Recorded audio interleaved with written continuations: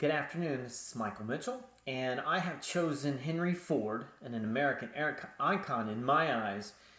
Um, Two things. One, because he is such an interesting person, and two, because Ford has bits and pieces on parts of my research within my dissertation. So I chose that because, again, some of the research I'm doing in the 1930s, I can expound on in my chapters of my dissertation. Okay, so Henry Ford, again, icon.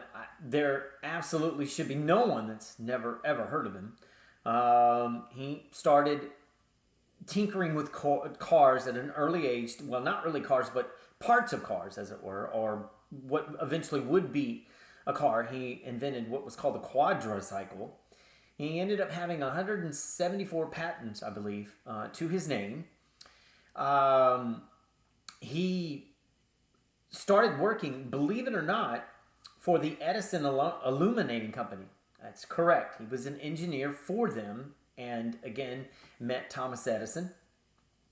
As he started tinkering, he started coming up with the ideas for building cars, again from the quadricycle. The first edition, he actually came in together with Edison and started the Detroit Automobile Company. That didn't go anywhere. After that fell apart, he came up with the Henry Ford Motor Company. There was some dissatisfaction with the other two shareholders, and eventually he left, sold all his rights, and Henry Leland, yes, Henry Leland formed Cadillac. Yes, that Cadillac, the Cadillac Motor Company, which of course Sloan ended up buying in his entrepreneurial spirit in the 1920s. So the Ford Motor Company, he built it from the ground up, came up with the $5 day in 1913 when everyone else was paying $2.50. And this is twofold as I go brief here. The reason is, one, he wanted to form his own middle class. Yes, he did. Two, if you pay $5 a day, that allows your workers to buy your cars. So you have an automatic customer base. Okay. Also in this, as I go quickly, the years 13, 14, 15, he started investing in dealing with the whole worker, which means he educated them, helped them from health insurance. I mean, everything. Took care of them from one side to the other. So Ford became the place to go.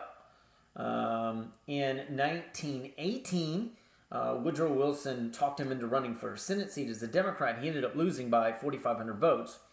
But again, he stayed a Democrat until the 1930s. First auto assembly line. He didn't invent it.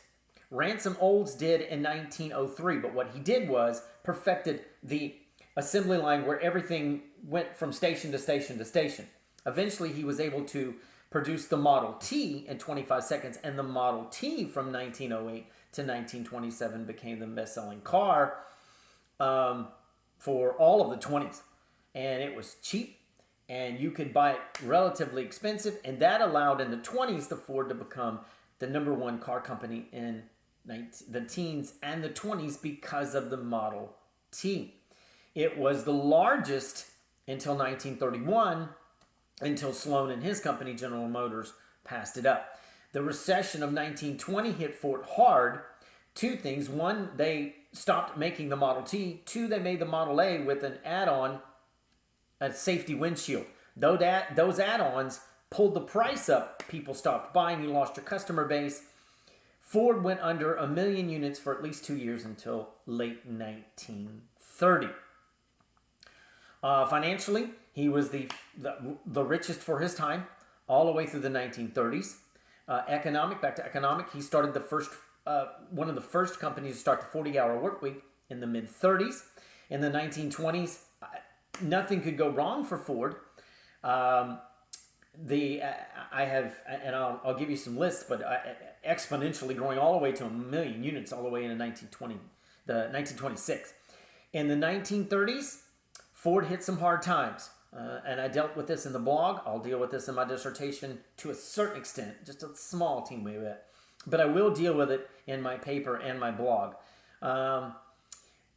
The old man stopped really running the company. He had some criminal elements. Started running the company 33, 34, 35.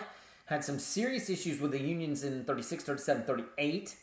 The recession hit Ford hard. Didn't lose the million units, but he did go below 1.5 for a small time in 37, 38 because of the problems with the union.